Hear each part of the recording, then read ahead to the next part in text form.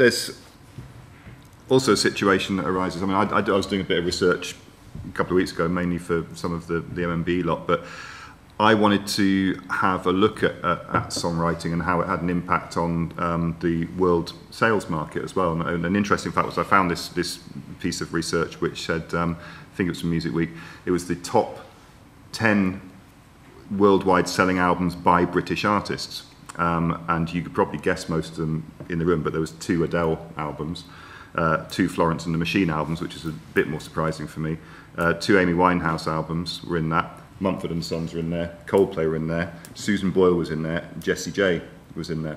And I looked at it and thought, okay, there's a pattern emerging here, because of all of these 10 albums, 8 of them use songwriters.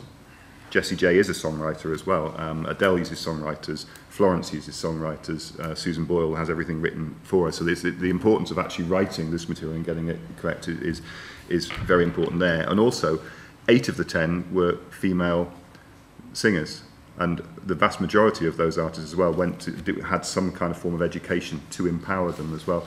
But the point that I want to bring out of it was mainly about sort of co-writing, and maybe this is one for sort of Steve and Ryan, well, all of you really. But what's the importance here of the co-write? I mean, I know I've come across a lot of it with both artists and writers, performers and writers that sort of say, no, I don't want to do that. I want to write. I want to do this. But is there anything wrong? Is there anything wrong with doing a co-write, Steve? No. Co-writing seems to be more prevalent in the game now than it was when I used to be an A&R guy looking at bands. The whole industry is sort of almost gone full circle. It seems like it's like the 50s again, doesn't it? With you have the artist, and then you have the writing and production teams behind the artist that write the song and record the music. So it seems to be, if a management company or a label find an artist now, what they will do is they'll hunt down to all the writers and production teams that they think will make that artist into a hit artist with the right songs and the right production sounds. And people seem to do the rounds of all the good songwriters these days, and it's obviously working, because those acts that you just mentioned have all sold, buck the trend of what's going on in the industry at the moment, and perhaps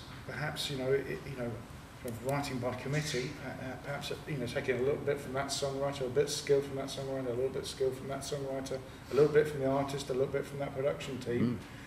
You'll get the best skill. It is a skill. I mean, and it's not necessarily the skill that would mean that everybody would want to stand up and perform, but no. the writing aspect. I mean, you mentioned Starsmith, Ryan, that you'd written for Ellie Goulding and Kylie and whatever. I mean, was part of your reason for wanting to sign Starsmith this recognition of the fact that, okay, well, here's someone who has this incredible talent to be able to take a very good artist and maybe work on their songs, empower them and make them into a stellar artist. Well, I mean, he was slightly odd in that, when he started working with Ellie, he was only sort of 20, 21 years old, and yet he was developing this artist and working a sound for her, and that was, that tends to come later in a career once you've found your sound and you've got a bit of a reputation and you can be trusted with artists for a longer period of time. But that's just naturally what happened, and that's kind of what he knows. So now he's working with Mark Owen, and he's been on that project for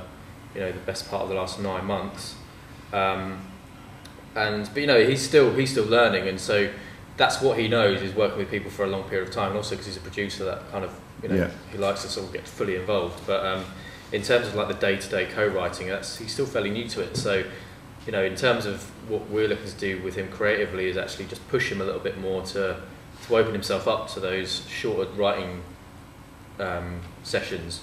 Get him out to Sweden and write with 5 different people in over 2 weeks, and get him out to LA for a couple of weeks, and just open him up to that other side, because he's not really done that kind of thing. But yeah, I mean that's the sort of attraction for someone like him. I mean he's a writer, he's a producer, he's an artist as well, potentially.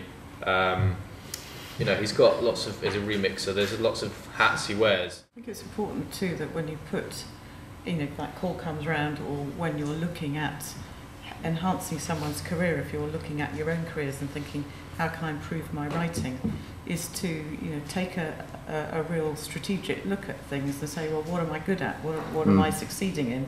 Where's the missing element? And actually, as a publisher, to bring writing teams together is a real art that you can sort of imagine, okay, well, he's really good at that. You don't want to put him in a room with someone where they're going to be competing to do the same thing.